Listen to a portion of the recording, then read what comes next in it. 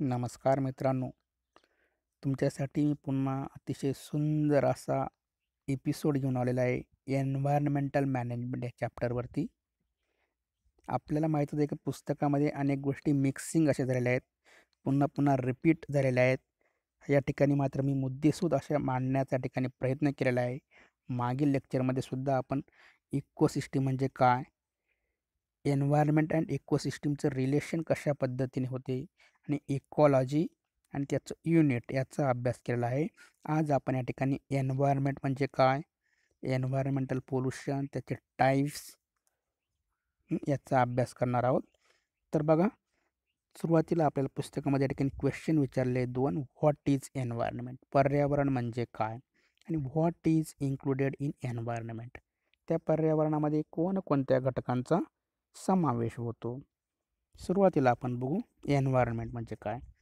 Environment is a broad concept.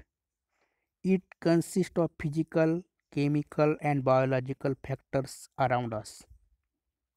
पर्यावरण ही अतिशय विस्तृत अशी संकल्पना आहे. आपल्याला माहीतच आहे की आपल्या सभोवताली बायोलॉजिकल, जैविक, फिजिकल, भौतिक अँड केमिकल, रासायनिक हे फॅक्टर्स आहेत, हे घटक आहेत. या सगळ्यांपासून काय तयार झालेलं आहे, तर एन्व्हायरमेंट तयार झालेलं आहे. किंवा आपल्याला शॉर्टमध्ये म्हणता येईल मित्रांनो, environment is the condition in surrounding. आपल्या सभोवतालची जी काही परिस्थिती आहे तिला आपण काय म्हणतो, तर एन्व्हायरमेंट, पर्यावरण असे म्हणतो. आणि हे कशापासून तयार झाले, याच्यामध्ये कोणकोणते घटक इन्क्लूड आहेत, तर मित्रांनो आपल्याला सांगता येईल biotic and abiotic factors and natural and artificial factors. Biotic म्हणजे लिव्हिंग, अबायोटिक म्हणजे नॉन लिव्हिंग. याच्यापासून इकोसिस्टीम तयार झालेली, हे आपण मागील लेक्चरमध्ये अभ्यासलेलं आहे. ती फक्त इकोसिस्टीम होती, परंतु एन्व्हायरमेंटमध्ये ecosystem plus natural and artificial factors यांचा समावेश होतो. म्हणजे किती ब्रॉड कन्सेप्ट्स आहे हे आपल्या या ठिकाणी लक्षात येतं. There are two main types of environment. बघा, पर्यावरणाचे दोन मुख्य प्रकार आपल्या क्लासिफिकेशन करता येईल. पहिला आहे natural environment and artificial environment. Natural कशाला म्हणायचं, it consist of air, atmosphere, water and land.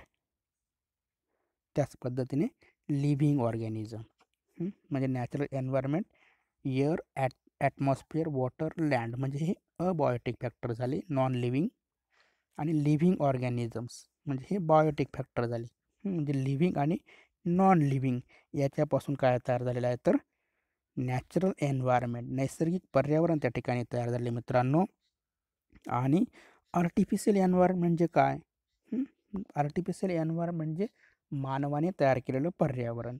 मानवाने काय तयार केलं मित्रांनो, तर मानवाने तयार केलं या ठिकाणी पोल्युशन. आपल्याला माहिती आहे industries, vehicles, agriculture, atomic energy, urbanisations या सगळ्यांपासून मोठ्या प्रमाणात काय क्रिएट होतं, तर पोल्युशन क्रिएट होतं.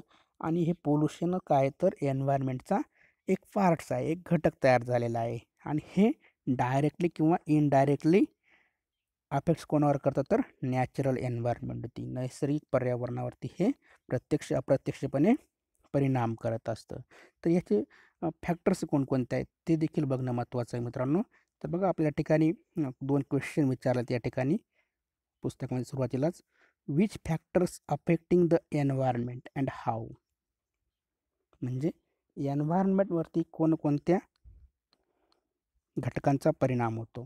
तर या ठिकाणी natural factors and artificial factors आपल्याला दिसतात. त्या ठिकाणी नॅचरल फॅक्टर्समध्ये आपल्याला सांगता येईल अर्थक्वेक असेल, व्होल्कॅनो इरप्शन असेल, लाईटनिंग म्हणजे विजा चमकणे, फेमाईन, दुष्काळ आणि क्लाउड बस्ट, ढगफुटी.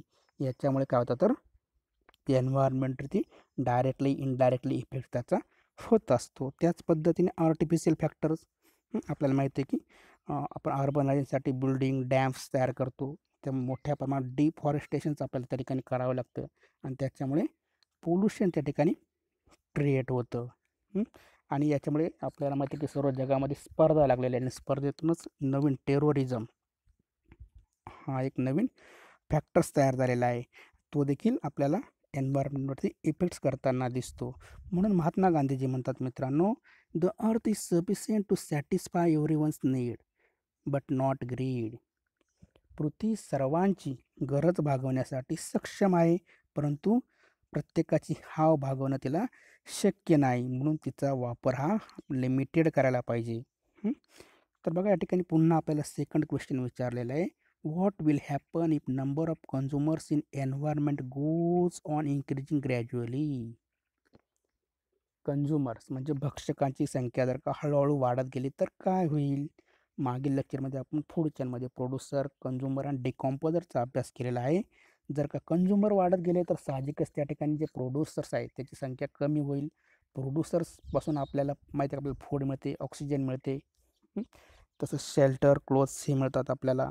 आणि साहजिकच आपल्याला माहिती आहे की आपला पहिला जो आपल्याला लॅक ऑफ फूड, आपला भूक बळी त्या ठिकाणी जाण्याची शक्यता आहे. आपल्याला ऑक्सिजनची त्या ठिकाणी कमतरता आपल्याला भासवेल. अशा पद्धतीने त्याचे धोके आपल्याला लगेच जाणवायला लागतील. थर्ड क्वेश्चन आहे, what will be the effects of industry established on river bank on the river ecosystem. जर का रिव्हर काय एक इकोसिस्टीम आहे, परिसंस्था आहे, आणि त्या रिव्हरच्या काठावरती जर का आपण एखादी इंडस्ट्रीज एस्टॅब्लिश केली म्हणजे स्थापन केली तर रिव्हरवरती काय परिणाम होतील, रिव्हरच्या इकोसिस्टमवरती काय परिणाम होतील. तर साहजिकच आहे, आपण त्या ठिकाणी इंडस्ट्रीज काढणार म्हणजे इंडस्ट्रीजचे केमिकल्स वगैरे असतील ते आपण कुठे सोडणार मित्रांनो, तर ते नदीमध्ये सोडणार, नदीच्या पाण्यामध्ये सोडणार.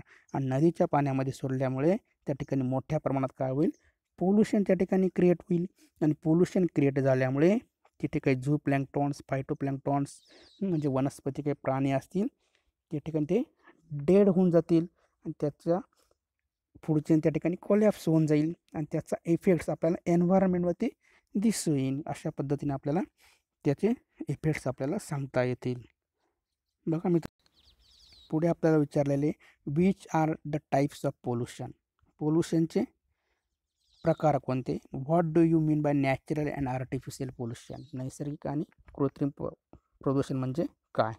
तर बघा, सुरुवातीला आपण पोल्युशन म्हणजे काय ते समजून घेऊ. Unnecessary or unacceptable changes in the surrounding environment due to the natural or man-made activities. बघा, निसर्गाच्या किंवा मानवाच्या कृतीमुळे पर्यावरणामध्ये काही अनावश्यक असे बदल होतात किंवा अस्वीकार्य असे काही बदल होतात, त्यालाच आपण म्हणतो एन्व्हायरमेंटल पोल्युशन. याची कारणं काय आहेत मित्रांनो? तर बघा, त्याचे रिझन्स आपल्याला सांगता येतील. आपल्याला माहिती आहे की पॉप्युलेशन एक्सप्लोजन झालं, लोकसंख्या वाढली, तर साहजिकच इंडस्ट्रियलायझेशन त्या ठिकाणी वाढते. इंडस्ट्रियलायझेशन वाढण्यासाठी आपल्याला डिफॉरेस्टेशन करावं लागतं आणि या सगळ्या गोष्टींचा परिणाम डायरेक्टली कुठे होतं, तर एन्व्हायरमेंटवरती होतं. एन्व्हायरमेंटचं पोल्युशन त्या ठिकाणी वाढतं मित्रांनो. साधारणतः कोणकोणत्या प्रकारचे पोल्युशन्स आपल्याला दिसतात त्याचे प्रकार बघा. Air pollution, water pollution, soil pollution, noise pollution, radio pollution, light pollution, thermal pollution and plastic pollution. असे वेगवेगळे प्रकार्स आपल्याला पोल्युशनचे बघायला मिळतात. त्याचं जर का क्लासिफिकेशन करायचं झालं तर मुख्यतः बघा आपल्याला सांगता येईल natural pollution and manmade pollution. बघा, नॅचरल पोल्युशनमध्ये काय येतात? Unnecessary changes in environment due to the natural activities. बघा, निसर्गामध्ये अशा काही गोष्टी घडतात की त्याच्यामुळे अनावश्यक असे बदल कुठे होतात, तर एन्व्हायरमेंटमध्ये आपल्याला दिसून येतात. मग कोणकोणत्या गोष्टी निसर्गामध्ये अशा घडतात तर आपल्याला सांगता येईल. व्होल्कॅनो इरप्शन असेल, फ्लूड असेल किंवा स्टॉर्म असतील, क्लाउड बस्ट. याच्यामुळे काय होतं, तर मोठ्या प्रमाणाच्या ठिकाणी पोल्युशन क्रिएट होतं आणि त्यालाच आपण म्हणतो नॅचरल पोल्युशन. आता मॅनमेड पोल्युशन. मॅनमेड पोल्युशन बघा, unnecessary changes in environment due to the manmade activities. मानवाच्या कृतीमुळे जे निसर्गामध्ये अनावश्यक चेंजेस घडून येतात त्याला आपण मॅनमेड पोल्युशन म्हणतो. कोणकोणते अशा गोष्टी आहेत मॅनमेड ॲक्टिव्हिटीज तर आपल्याला सांगता येतील की बघा, अर्बनायझेशन आहे, शहरीकरण आहे, किंवा इंडस्ट्रियलायझेशन, कारखाने आहेत, किंवा व्हेकल्स, याच्यापासून मोठ्या प्रमाणात पोल्युशन घडून येतं. किंवा ॲटॉमिक एनर्जी, अणुऊर्जा तयार करतो. म्हणून अशा पद्धतीने मोठ्या प्रमाणात पोल्युशन घडून येतं. आणि हे जर का आपल्याला कमी करायचं असेल मित्रांनो तर आपल्याला काय करावं लागेल, तर या ठिकाणी एन्व्हायरमेंटचं कॉन्झर्वेशन करावं लागेल. म्हणजे त्याचं संवर्धन आपल्याला करावं लागेल. आणि ती आपली काय आहे, तर सामाजिक रिस्पॉन्सिबिलिटी, सामाजिक ती आपली जबाबदारी मित्रांनो. म्हणून आपल्याला म्हणता येईल की human existence is totally impossible without the existence of nature. मानवाचं अस्तित्व हे निसर्गाच्या अस्तित्वाशिवाय नाहीच. म्हणजे मानवाचं अस्तित्व राहू शकत नाही. कारण आपल्याला माहिती आहे की आपल्याला फूड, शेल्टर, क्लोथ्स आणि ऑक्सिजन हे सगळं कुठून भेटतं तर नेचरपासून, निसर्गापासून भेटतं. निसर्गच नसेल तर आपण जिवंत राहू शकणार नाही. म्हणून त्याचं कॉन्झर्वेशन करणं, एन्व्हायरमेंटचं संवर्धन करणं आज काळाची गरज आहे मित्रांनो. असं म्हणतात की बघा, it is said that we have got this earth planet on lease from our future generation and not as an ancestral property from our ancestors. पृथ्वी ही आपल्याला वारस हक्काने मिळालेली प्रॉपर्टी नसून ती पुढील पिढीला देण्यासाठी उसनवार मिळालेली अशी ती गोष्ट आहे. म्हणून आपल्याला ती पुढील पिढीला द्यायचं आहे, तिचं जतन आपण करणं आवश्यक आहे. ती आपली सामाजिक जबाबदारी आहे मित्रांनो. त्याच पद्धतीने आपल्याला माहीत आहे की human being is totally responsible for environmental pollution. माणूस हा प्राणी 100% एन्व्हायरमेंटचं पोल्युशन क्रिएट करायला कारणीभूत आहे. आत्ताच आपण बघितलं की लॉकडाऊनमध्ये पोल्युशनचं प्रमाण किती कमी झालं. माणूस थोडे दिवस घरात थांबला तरी कमी झालं. So we conserve nature. म्हणून त्याचं संवर्धन करणं आपल्यालाच त्या ठिकाणी त्याचं संवर्धन करावं लागेल. आपल्याला माहिती आहे की general public is not aware the rule of conservation.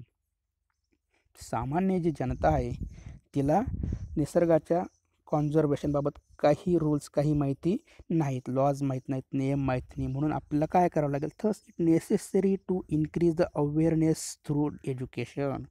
शिक्षणाच्या माध्यमातून आपल्याला त्यांना एज्युकेटेड, त्या ठिकाणी एन्व्हायरमेंटचं कॉन्झर्वेशन कसं करायचं, त्याची गरज काय आहे, ती आपली जबाबदारी काय, याबाबत नॉलेज आपल्याला त्यांना द्यावं लागेल. आणि लहान वयापासूनच त्याचं, लहान मुलांमध्येच आपल्याला आता त्याची जागरूकता आपल्याला आणावी लागेल. तरच आपली ही एन्व्हायरमेंट वाचू शकेल मित्रांनो. If human has disturb the environmental balance then human itself only can conserve and improve the quality of nature. जर का बघा मित्रांनो, माणसानेच जर का काय केलं असेल, एन्व्हायरमेंटचा बॅलन्स त्या ठिकाणी बिघडवला असेल, तर त्याचं कॉन्झर्वेशन करू शकेल असा एकमेव प्राणी म्हणजे माणूसच आहे की तोच याचं कॉन्झर्वेशन, संवर्धन करू शकेल. नुसतं संवर्धनच नाही तर आहे त्याच्यापेक्षा देखील चांगल्या क्वालिटीचं नेचर या ठिकाणी माणूस क्रिएट करू शकतो. म्हणून त्याची जबाबदारी आपल्यालाच घ्यावी लागेल, आपल्यालाच त्याची कॉन्झर्वेशन करावं लागेल.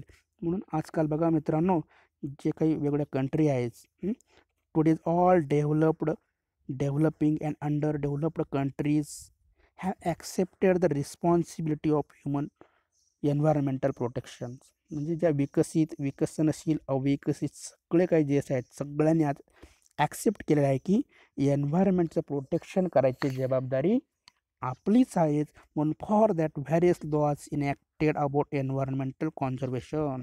वेगवेगळे लॉज, रूल्स त्या ठिकाणी एन्व्हायरमेंटचं संवर्धन करण्यासाठी तयार केलेले आहेत. अशा पद्धतीने मित्रांनो, आज आपण या ठिकाणी एन्व्हायरमेंट म्हणजे काय, त्याचे टाईप्स, एन्व्हायरमेंटल पोल्युशन म्हणजे काय, त्याचे टाईप्स, त्याच्यावर कोणकोणते फॅक्टर्स इफेक्ट्स करतात, तसंच आपल्याला एन्व्हायरमेंटचं कॉन्झर्वेशन करायची गरज काय आहे आणि ती सामाजिक आपली जबाबदारी काय आहे, या सगळ्या गोष्टी आपल्याला लक्षात ठेवाव्या लागतील. व्हिडिओ बघितल्याबद्दल मी तुमचा खूप खूप आभारी आहे मित्रांनो. धन्यवाद.